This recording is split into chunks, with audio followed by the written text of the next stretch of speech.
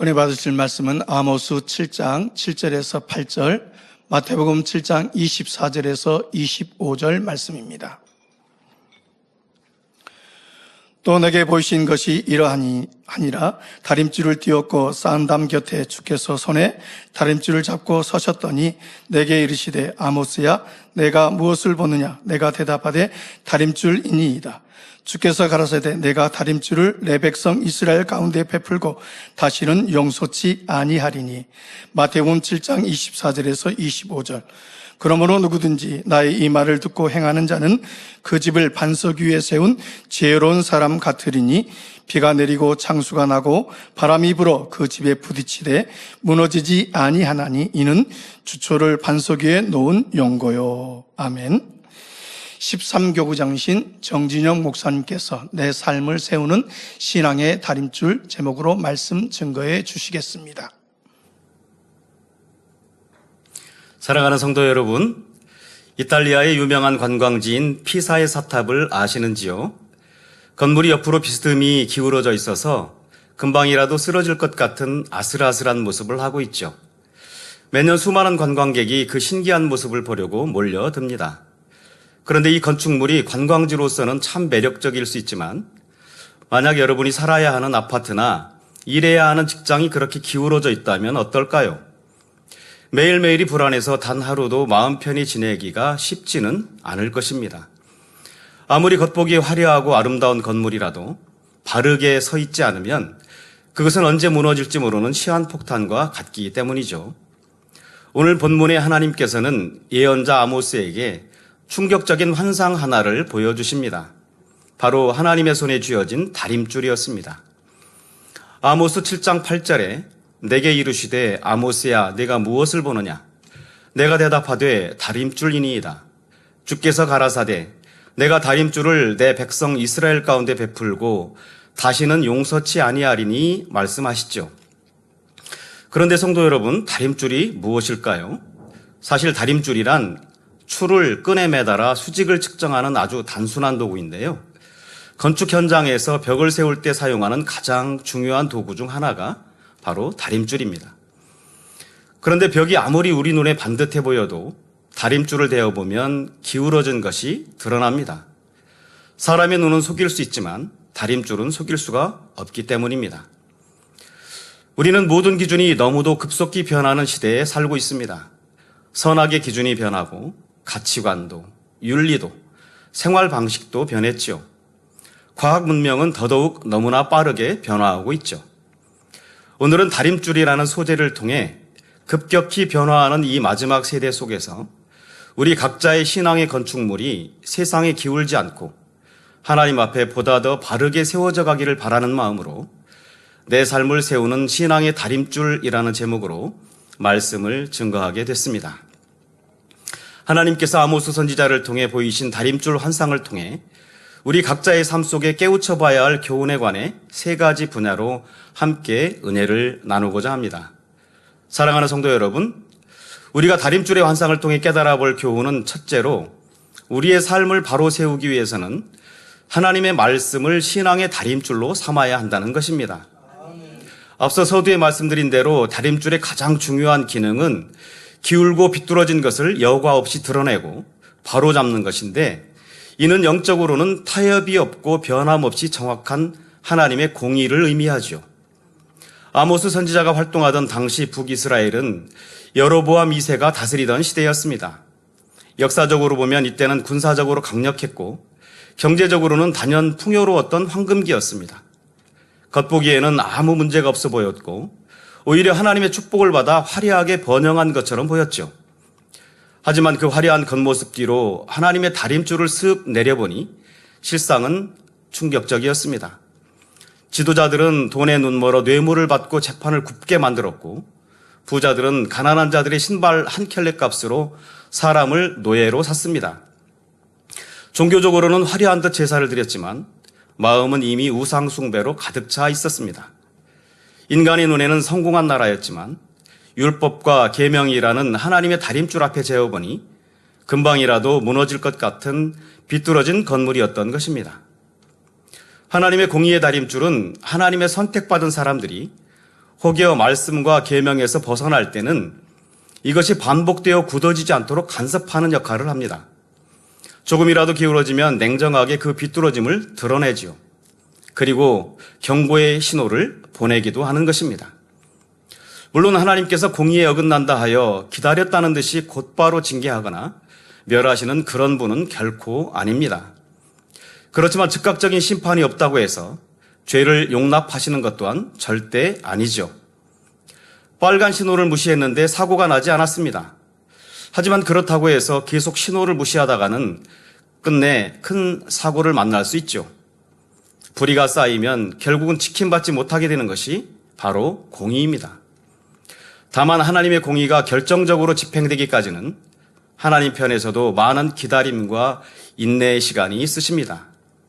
하지만 그렇다고 하여 그 선을 넘는 일을 해서는 안 됩니다. 레일을 벗어난 열차가 더 이상 달릴 수 없듯이 기본적인 신앙의 법칙을 벗어나 정해진 선을 넘는 삶이 돼서는 더 이상 하나님의 보호를 받을 수 없기 때문입니다. 여로보암과 이스라엘 백성들은 아브라함의 후손으로서 하나님의 은혜를 입은 민족이었고 조상들을 통해 하나님이 베푸신 수많은 구원의 역사와 기적을 듣고 또 알고 있었습니다. 그래서 하나님을 경외한다 하였고 행위적으로는 화려하게 종교의식을 치르기도 하였던 것입니다. 그러나 영적으로 타락했던 그들의 삶은 이미 하나님이 보시기에 정해진 선을 한참이나 넘어 있었고 따라서 그들의 종교 행위 속에는 정작 가장 중요한 것이 쏙 빠져 있었습니다. 바로 하나님을 경외하는 그 마음이 없었던 것입니다. 모양과 형식만 있었기에 하나님 편에서도 그들의 마음과 중심의 향을 느낄 방도가 없었지요. 가령 누군가와 대화를 하거나 심지어 가볍게 악수를 할 때 혹한 상대방과 시선을 마주하지 않거나 눈길을 피하는 경우가 있습니다.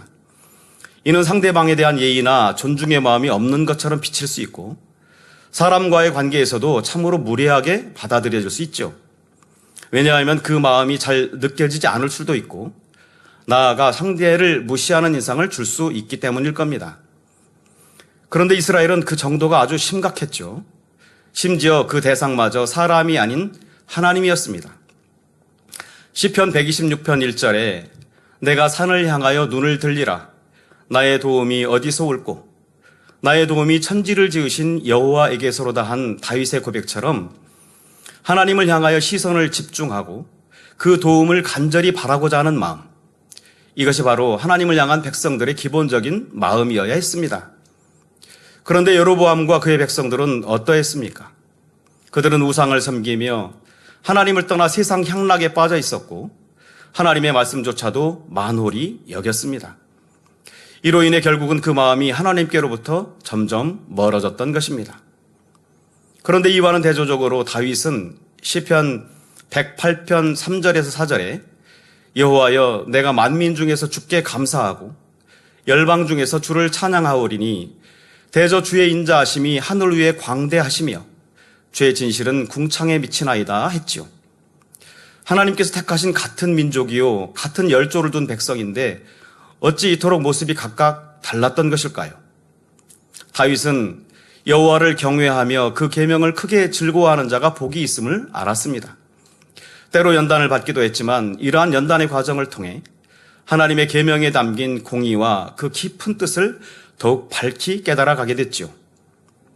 여호와의 규례가 자신을 살리는 공의가 된 것을 깨닫고 있었던 다윗은 그 모든 규례를 내 앞에 두고 그 율례를 버리지 아니하였나이다라고 고백할 만큼 여호와의 계명과 규례를 늘 가까이 했던 것을 볼 수 있습니다. 다윗이 왜 이스라엘의 가장 위대한 왕이 되었는지, 이와 반대로 여로보암의 북이스라엘은 왜 그토록 비참한 결말을 맞이하게 됐는지를 안다면 우리가 왜 하나님의 공의를 깨닫고 이를 존귀히 여겨야 하는지를 어렵지 않게 가늠해 볼 수 있습니다. 아모스 선지자를 통해 하나님께서 다림줄을 보여주셨음에도 불구하고 그들은 자신들의 삶을 돌아보지도 또 바로 세우지도 않았습니다. 돌아온 탕자가 자신의 죄를 뉘우친 후 나를 품꾼의 하나로 부숴서 고백하려던 것처럼 겸비해진 모습도 아니었고 또 요나 선지자를 통해 하나님의 말씀을 접한 니느웨 백성들처럼 회개하고 돌이키는 행함을 보이지는 더더욱 못했습니다. 그러니 결국 그들은 그 왕조의 비참한 최후를 자초하게 되었던 것입니다. 역대하 7장 14절에 내 이름으로 일컫는 내 백성이 그 악한 길에서 떠나 스스로 겸비하고 기도하여 내 얼굴을 구하면 내가 하늘에서 듣고 그 죄를 사하고 그 땅을 고칠지라 말씀하십니다. 하나님은 사람을 창조하시고 자유의지를 주셨습니다. 로봇처럼 기계적인 사람을 원하신 것이 아니죠. 그래서 인간 경작도 시작을 하신 것입니다. 위의 말씀 중에서 스스로 겸비하고 기도하여 내 얼굴을 구하면 이라는 표현 속에는 그 목적이 혹 응답을 받아야 할 일이든 또는 회개를 해야 할 일이든 자원하는 심령으로 그 앞에 나오기를 바라시는 아버지 하나님의 마음이 담겨 있습니다. 하나님은 우리가 강제로 무릎을 꿇린 채 마치 마지못해 자백하듯 억지로 회개하기를 원치 않으십니다. 이는 참된 회개가 아니기 때문이죠. 응답받는 일도 마찬가지입니다. 마가복음 10장에 보면 소경거지 바디메오의 사모함을 보시고 예수님께서는 내게 무엇하여 주기를 원하느냐 물으십니다. 소경이 눈뜨기를 바라는 이 당연한 대답을 짐작치 못하셔서가 아니죠. 바로 스스로의 입술로 응답의 공의를 채우게 하시기 위함입니다. 선생님이여 보기를 원하나이다.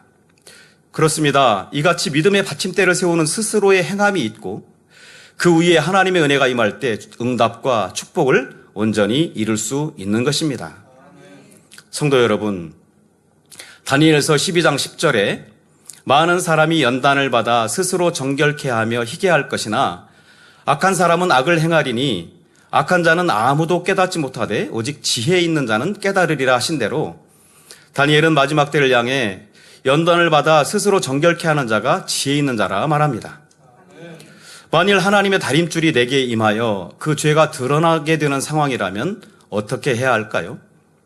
마찬가지로 우리는 연단을 두려워하지 말고 돌이켜야 합니다. 결국 돌이켜서 스스로 정결케 하는 자가 지혜 있는 자가 되는 것이기 때문이죠.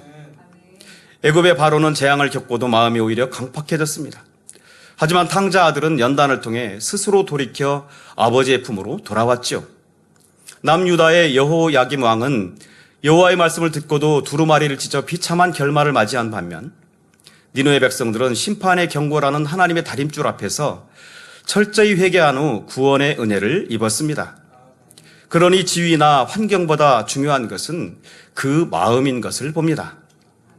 앞서 여로보암과 북이스라엘이 하나님 앞에 드린 제사는 모양과 형식만 있었을 뿐 실상 하나님께서 받으실 만한 마음의 향은 없었다고 했지요. 아무리 하나님의 다림줄이 임하여 그 죄를 드러내고 깨달을 기회가 주어졌다 해도 악한 자들은 그 연단의 이유와 목적조차 깨닫지 못한 채 여전히 악을 행하는 것을 봅니다. 그래서 이 연단의 시간에 스스로를 정결케 해야 하는 이유를 깨닫는다는 것은 참으로 지혜인 것입니다. 연단은 우리를 정금 같은 믿음으로 발전시켜 성숙하게 하고 결국은 성결케 해주기 때문이죠. 유대인이나 헬라인이나 참 감람나무나 돌 감람나무나 지식인이나 야만인이나 하나님은 차별 없이 모든 사람이 구원을 받고 축복받기를 원하십니다. 하지만 이러한 모든 축복의 여부에는 결국 스스로의 선택이라는 전제가 달려 있습니다. 하나님을 의지하고자 하는 스스로의 결단, 그리고 의무감이나 억지로가 아니라 언제나 하나님에 대한 겸비함으로 그분의 얼굴을 스스로 구하고자 하는 마음 자세가 되어 있어야 합니다. 이런 마음이 되면 하나님의 다림줄에 사인이 내려올 때 이를 분별할 수도 또한 붙들고 구할 수 있는 지혜도 주십니다. 그리고 자신을 인정하고 회개하며 돌이키는 행함을 통해 하나님의 은혜가 임하는 공의를 채우게 되는 것입니다. 누가복음 15장에 나오는 탕자의 회복은 그가 아버지의 품으로 돌아간 그때부터 시작된 것이 아닙니다. 누가복음 15장 17절에 기록된 대로 자신의 죄를 회개하여 스스로 돌이켜라고 인정받은 그 순간부터 이미 시작된 것입니다. 하나님께서 인정하시는 그 순간이 오면 하나님은 약속하신 대로 하늘에서 들으시고 그 죄를 사하고 그 땅, 곧 우리 마음과 소유를 고쳐주시는 것이고 또 너희가 전심으로 나를 찾고 찾으면 나를 만나리라 하신 대로 하나님을 만나고 응답받는 길을 열어주시는 것입니다. 그러므로 하나님의 말씀이 다림줄처럼 임할 때 우리는 그 앞에서 그 뜻을 귀하고 겸비하게 받아야 합니다. 그리고 자신을 성찰할 수 있어야 합니다. 이것이 우리 삶의 다림줄을 되어주신 하나님의 마음을 바르게 이해하려는 모습이죠. 이는 또한 하나님의 뜻을 받드는 올바른 자세이자 변화와 축복을 위한 지혜가 되는 것입니다. 왜냐하면 하나님의 율법이나 말씀을 대하는 그 방식이나 태도, 마음가짐에 따라 그 공의에 따른 결과는 하늘과 땅만큼이나 큰 차이를 가져오기 때문입니다. 사랑하는 성도 여러분, 다림줄이 임했을 때 바르게 행치 못하고 도리어 악을 행한 경우 어떠한 결말이 임하게 되는지 살펴보겠습니다. 성경 예레미야 36장에는 여호와의 말씀이 임했음에도 이를 대적하고 짓밟았다가 비참한 파멸을 맞이한 비극의 주인공 남유다 여호야김 왕의 이야기가 나옵니다. 선왕 요시아는 말씀 앞에 옷을 찢으며 회개를 했는데 그 아들 여호야김은 매우 패역했습니다. 요시아가 죽자 남유다는 급속히 타락하여 우상 숭배와 불의, 부패로 만연했고 가난한 자를 압제하며 선지자들의 경고도 무시했죠. 그러다 여호야김은 끝내 돌이킬 수 없는 죄를 저지릅니다. 예레미야 선지자가 하나님의 말씀을 두루마리에 적어 유다의 죄악과 다가올 심판, 곧 바벨론의 침략과 예루살렘의 멸망을 전달하게 했습니다. 당시 궁전 화로 앞에 앉아있던 여호야김은 신하가 두루마리를 서너 쪽 읽어 내려갈 때 보좌에서 내려와 회개하기는커녕 서기관의 소도 칼로 말씀 두루마기를 쩍쩍 찢어 화롯불에 던져버렸죠. 성경은 왕과 신하들이 그 말씀을 듣고도 두려워하거나 옷을 찢지 않았다고 증거합니다. 여호야김은 말씀보다 자신의 권력을 신뢰하여 말씀만 없애면 된다는 식의 어리석은 태도를 보였던 것입니다. 그러나 성도 여러분, 말씀을 불태운다고 하나님의 공의가 사라지는 것이 결코 아니죠. 오목한 징벌의 다림줄이 임했습니다.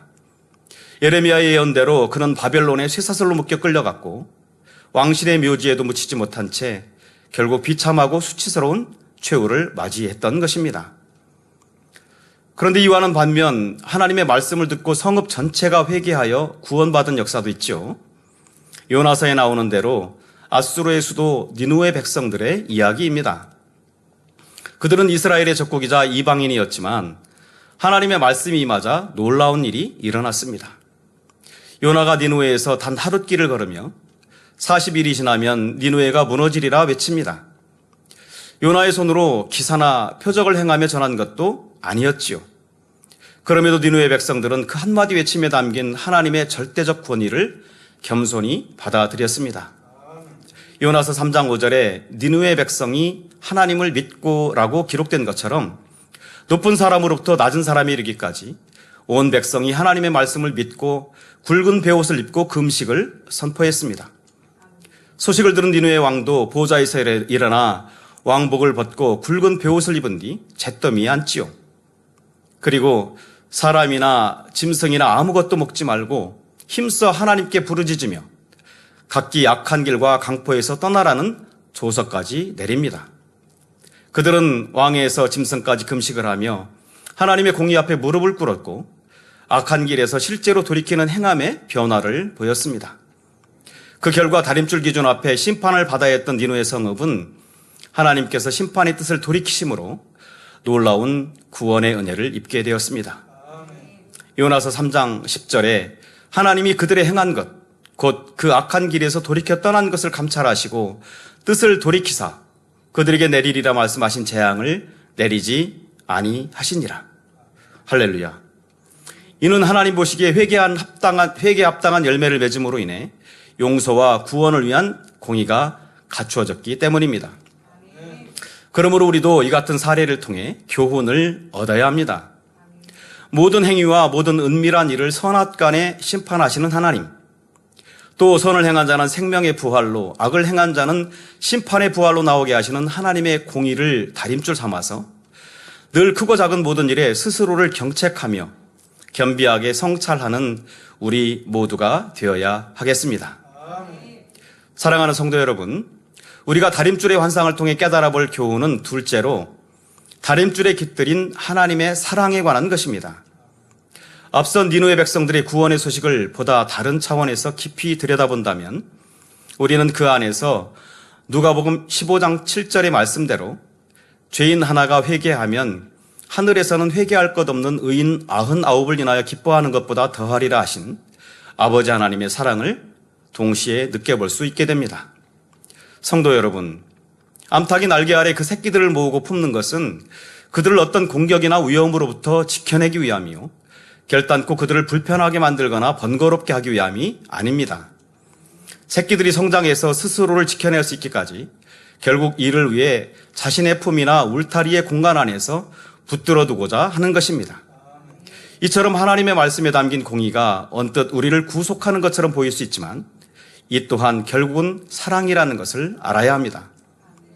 사도 바울은 내가 그리스도를 본받는 자 된 것 같이 너희는 나를 본받는 자 되라 말씀하면서 해산의 수고를 통해 얻은 사랑하는 성도들을 거룩함과 온전함의 공간에 붙들어 두기를 원했습니다. 그런데 이 같은 구속은 자유에 대한 억압이 아니었죠.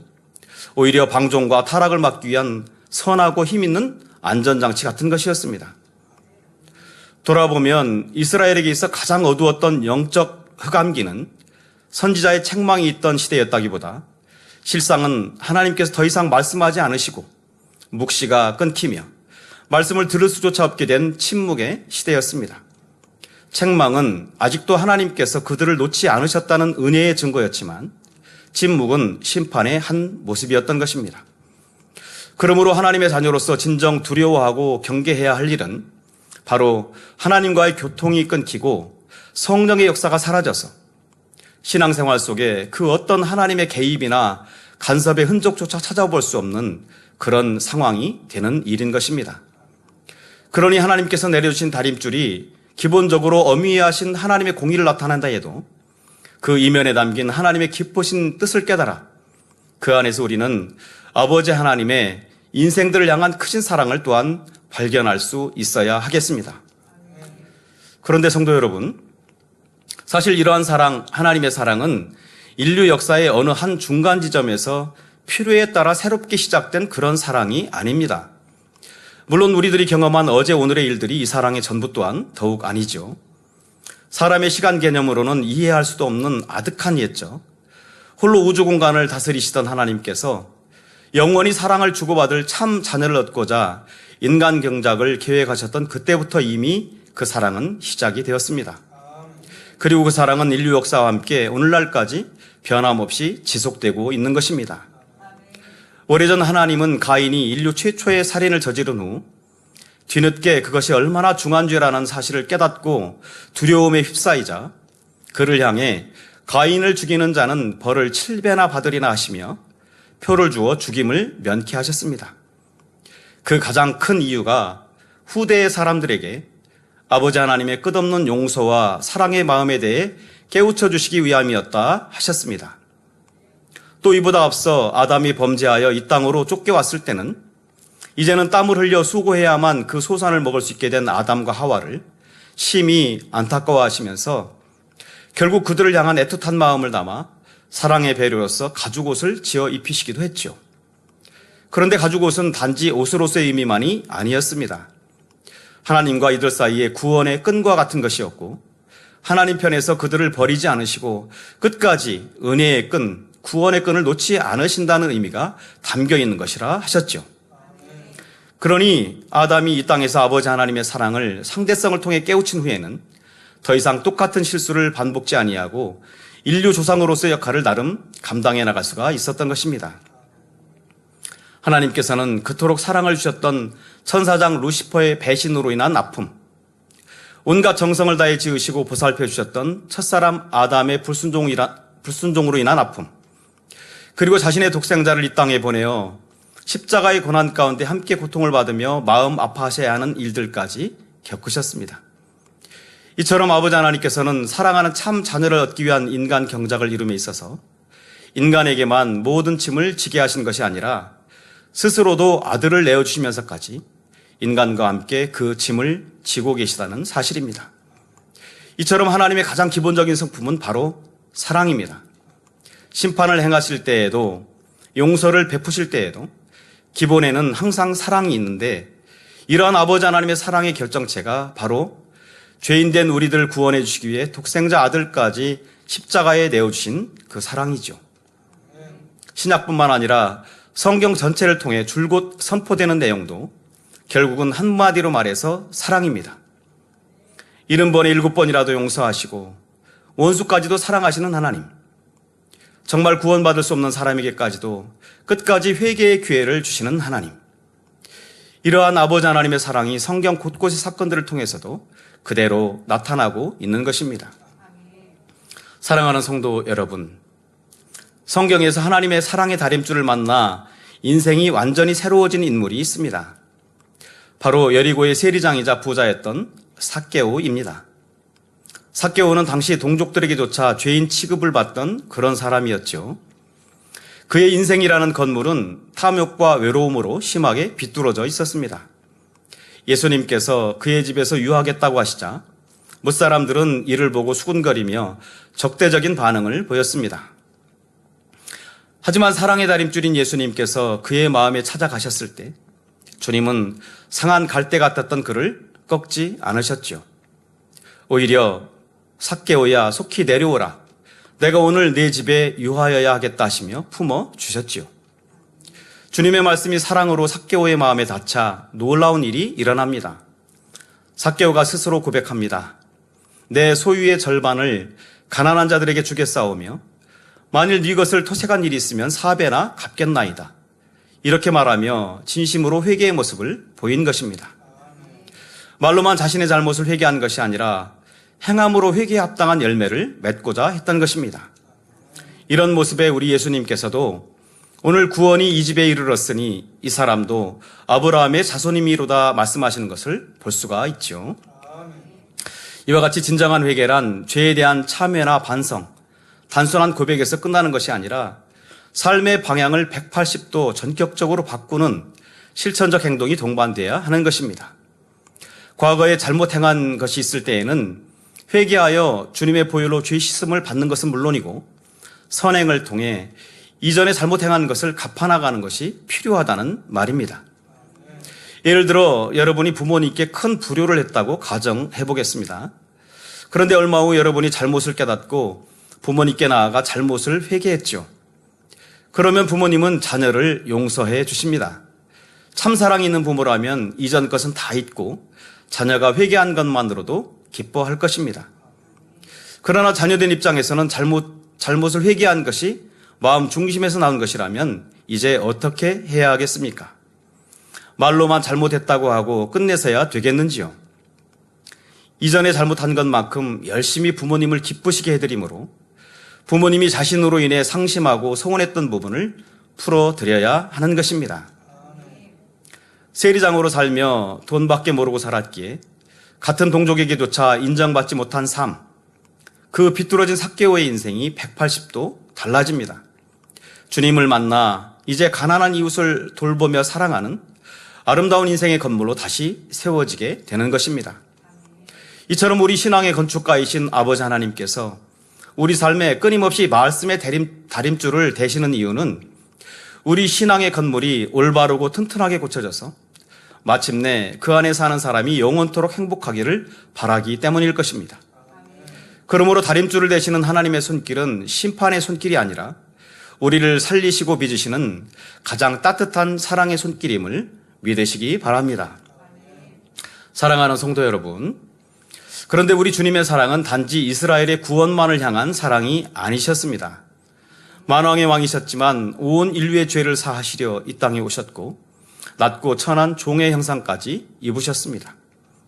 금방 숨이 끊어지지도 않으면서 못 박힌 채로 죽을 때까지 매달려 있어야 하는 십자가의 잔혹한 고통도 죄인된 우리를 위해 감당하셨지요. 더구나 못 박힌 손과 발이 체중에 못 이겨 아래로 찢어지는 고통마저도 오직 우리의 죄를 대속하시고자 하시는 그 사랑 하나로 견뎌내신 분입니다. 죄인이었던 우리를 위해 물과 피를 다 쏟으시고 화목제물이 되어주신 사랑, 말로 다 할 수 없고 감당할 수 없는 크신 사랑인 것입니다. 값없이 베풀어 주신 그 사랑 까닭에 죄인된 우리가 살아날 수 있었고 그 크신 은혜 까닭에 잃었던 생명을 찾을 수 있었습니다. 돌아보면 지금까지 살아온 날들도 주님의 은혜였고, 장차 영원한 본향에서 주님을 만나 찬양을 드릴 그 소망이 있음도 모든 것이 주님의 은혜요 사랑이 아닐 수 없지요.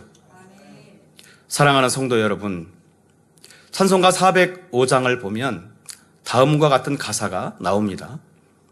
나 같은 죄인 살리신 주 은혜 놀라와, 잃었던 생명 찾았고 광명을 얻었네. 큰 죄악에서 건지신 주 은혜 고마워, 나 처음 믿은 그 시간 귀하고 귀하다. 이 찬송가 가사처럼 우리도 죄인이었던 그 시절, 우리의 잃었던 생명을 되찾게 해주신 그 은혜를 잊지 말아야 합니다. 처음 믿은 그 시간이 귀하고 귀했던 것처럼 장차 본향에서 영원히 주를 찬양하게 될 그 시간까지도 하나님 보시기에 귀하고 귀해질 수 있도록 변함없이 우리의 신앙을 지켜가야 하는 것입니다.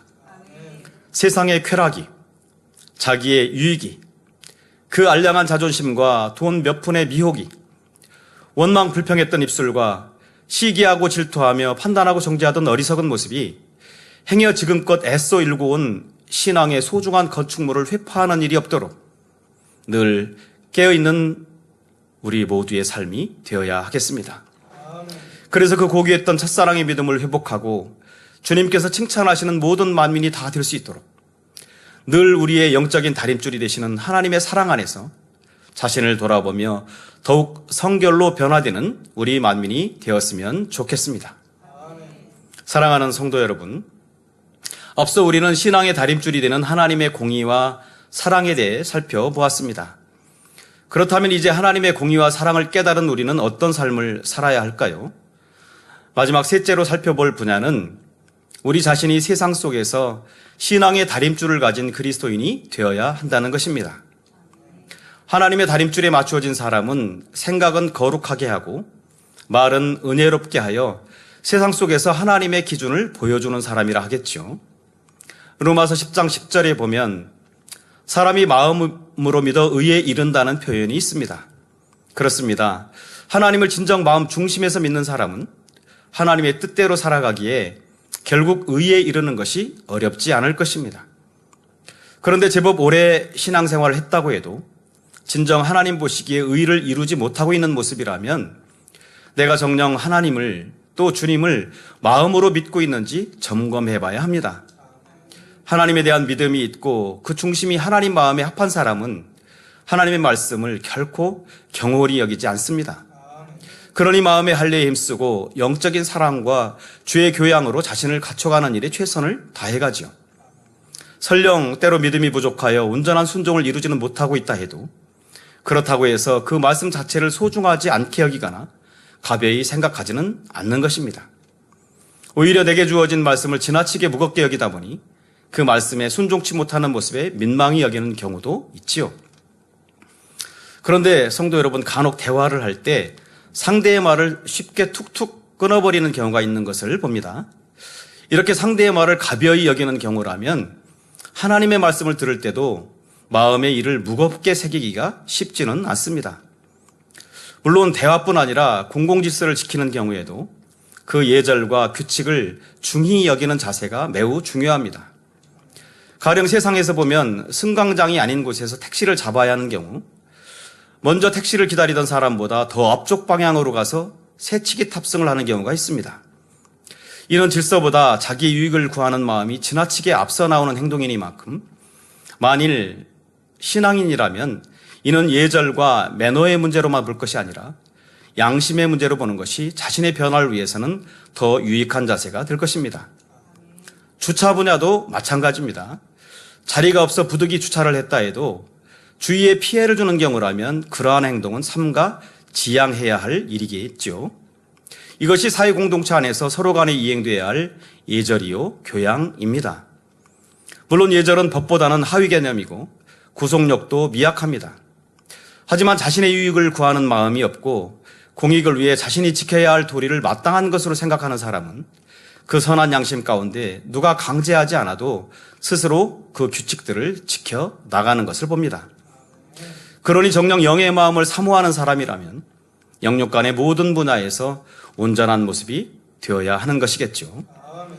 그런데 여기서 우리가 반면교사로 유익을 삼을 만한 일이 하나 있습니다. 초대교회 당시 있었던 일부 영지주의자들에게 나타난 방종주의적 경향에 관한 것입니다. 영지주의자들은 이렇게 생각을 했습니다. 영은 본질적으로 신적인 것이므로 육체가 하는 일은 영을 더럽힐 수 없다라는 생각이었죠. 따라서 육체의 행위는 구원과 직접 관계가 없다고 여겨서 도덕적 규범을 가볍게 보는 경우도 있었습니다. 몸으로 죄를 지어도 참된 영은 더럽혀지지 않는다. 그러므로 구원에는 영향이 없다는 것이 바로 그들의 사고방식이자 신앙관이었던 것입니다. 그런데 여러분, 하나님의 진리는 그리스도인들에게 그렇게 말씀하고 있지 않습니다. 영과 육을 따로 분리해 별개의 기준으로 말씀하지 않는다는 사실입니다.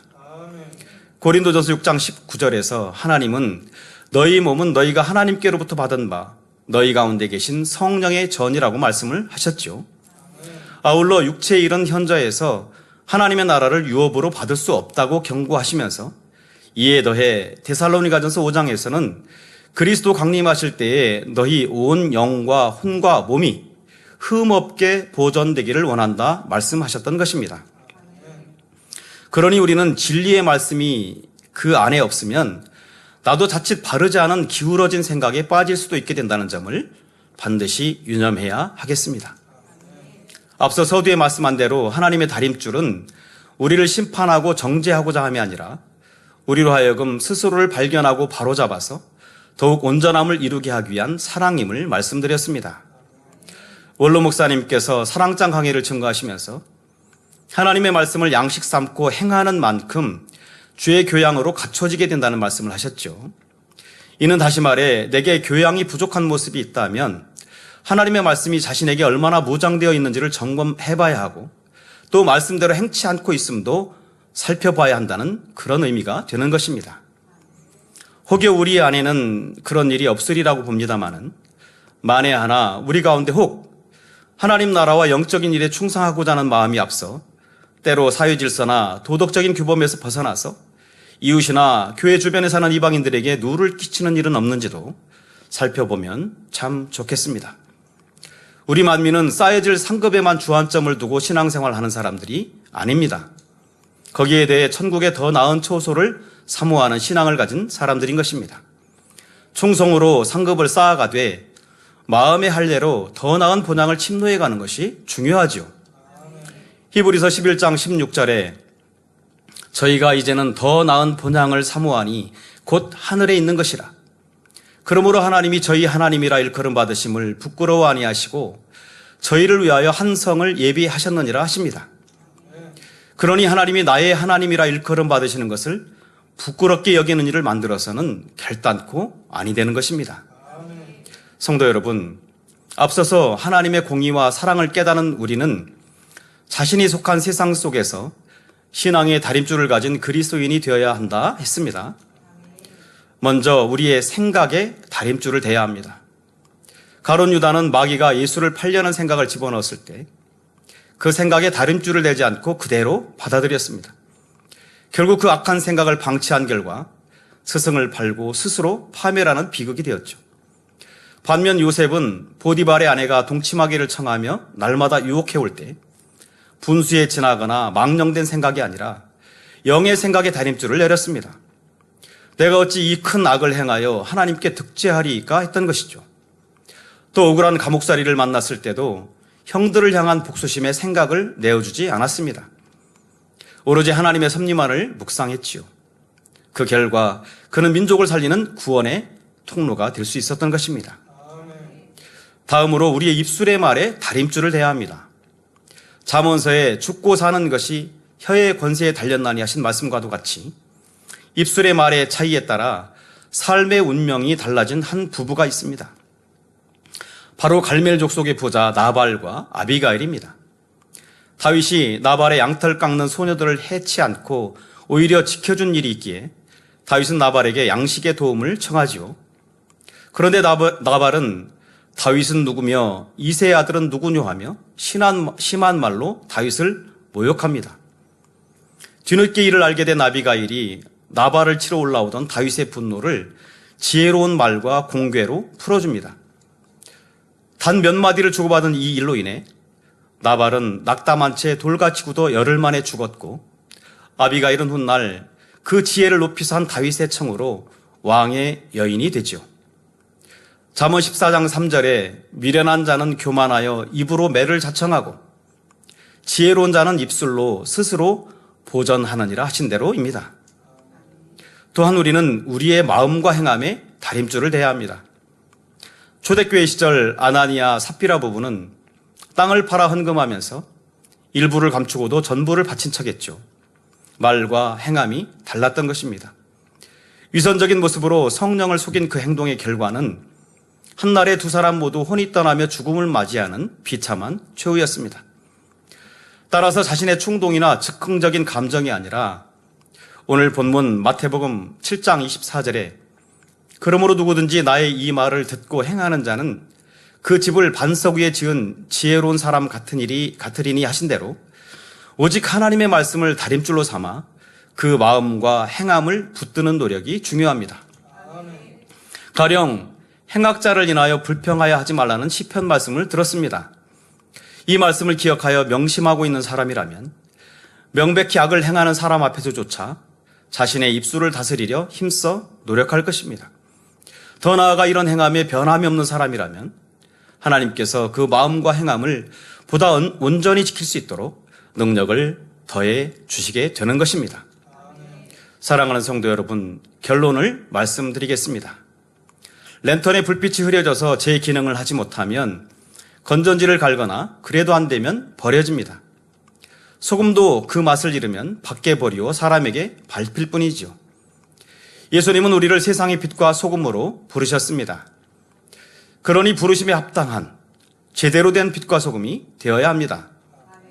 하나님의 말씀에 담긴 공의와 사랑이 우리에게 신앙의 다림줄이 되듯이 우리도 세상의 다림줄이 되어야 합니다.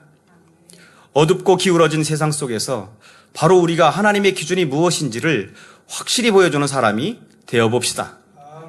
정직이 사라지는 세상에서 정직하게 살고 사랑이 식어진 세상에서 사랑을 전하며 거짓이 가득한 세상에서 진실을 말하는 삶, 남을 밟고라도 자기 유익을 구하고자 하는 세상 풍조 앞에서도 주님께 거저받은 사랑으로 섬김과 양보의 진수를 보여주는 삶, 그것이 우리 만민이 세상에서 하나님 나라의 다림줄이 되는 삶이 될 것입니다. 사람들은 우리의 말을 듣기 전에 삶을 먼저 봅니다. 우리의 삶이 하나님의 다림줄처럼 곧게 서 있을 때 세상도 하나님을 바라보게 될 것입니다. 오늘도 하나님은 우리에게 다림줄을 대고 계십니다. 사랑하는 성도님들은 오늘 하루 어떤 하나님의 다림줄을 만나며 살아가고 계시는지요? 매일매일 이러한 하나님의 다림줄이 우리의 삶과 마음속에 내려온다면 이는 크나큰 축복이 될 것입니다. 성도 여러분, 곧 하계 수련회가 시작이 됩니다. 하나님께서 배설해 놓으신 천국잔치에 설레는 마음으로 동참하셔서 예비하신 축복과 응답의 다림줄들을 만나고 체험하는 성도님들이 되시기를 바랍니다. 그리하여 하루하루 말씀이라는 다림줄에 맞추어 자신을 점검해 가면서 기울어진 부분은 회개로 바로 세우고 부족한 부분은 은혜로 채우며 결국은 그 사랑의 다림줄로 매일매일 승리하며 살아가는 만민의 복된 성도님들이 다 되시기를 주님의 이름으로 기원드립니다. 말씀을 상고하시면서 함께 기도하겠습니다. 사랑의 아버지 하나님, 크신 은혜와 사랑을 진심으로 감사합니다. 오늘 들은 말씀이 신앙의 다림줄이 되어 우리의 모든 삶 속에 하나님의 사랑과 공의가 나타나며 세상에도 영적인 다림줄이 되어 하나님의 영광을 마음껏 나타내는 우리 만민이 되도록 축복해 주옵소서. 감사드리옵고 우리 주 예수 그리스도 이름으로 기도하옵나이다. 아멘.